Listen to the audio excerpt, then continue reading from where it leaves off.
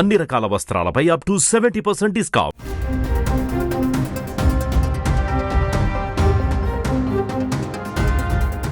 చాలామంది యువతని social media మత్తు వైరస్లా పట్టిపీడిస్తుంది. రీల్స్ మోజులో పడి ఫేమస్ అయ్యేందుకు ఎంతటి ప్రమాదకర పనులు చేసేందుకైనా వెనకాడడం లేదు. వయసుతో సంబంధం లేకుండా చిన్న పెద్ద అంతా సోషల్ మీడియాకు ఎంత అడిక్ట్ అవుతున్నారు అన్నదానికి నిదర్శనమే ఈ పిల్లలు చేసిన ట్రైన్ ఫీట్.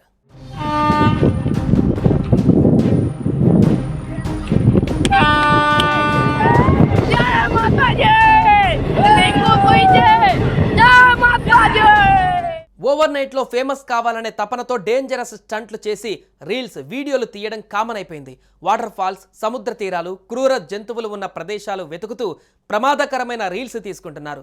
వారి అనాలోచిత పనుల వల్ల వారు మాత్రమే కాకుండా పక్కన ఉన్నవారు కూడా డేంజర్లో పడుతున్నారు. సోషల్ మీడియా పాపులారిటీ కోసం ప్రాణాలనే పణంగా పెట్టేస్తున్నారు.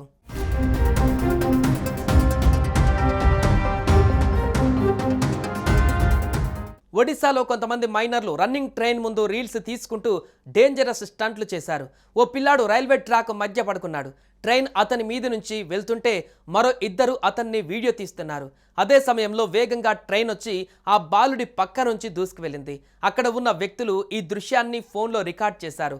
రైలు వెళ్ళిపోయిన తర్వాత అంతా సంతోషంగా అరుస్తూ ఘనకార్యం చేసినట్లు సెలబ్రేట్ చేశారు. వీడియో చూస్తున్న వాళ్ళు మాత్రం కంగారు పడుతున్నారు. బాలుడి అదృష్టము బతికిపోయాడు, లేదంటే ఆ పిల్లాడి తల్లిదండ్రుల పరిస్థితి, ఆ వీడియో తీసిన పిల్లల పరిస్థితి ఏంటనేది కామెంట్లు చేస్తున్నారు.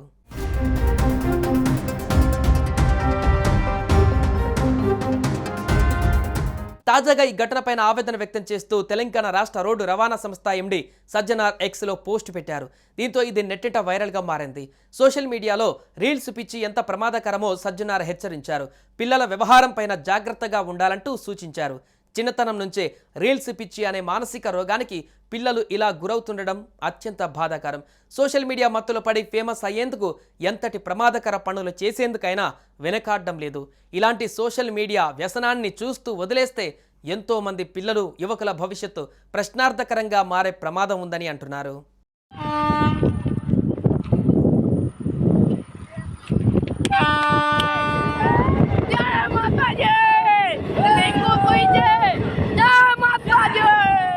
సుమన్ టీవీలో మీ పర్సనల్ అండ్ బిజినెస్ ప్రమోషన్స్ కోసం కింది నెంబర్కి కాంటాక్ట్ చేయండి.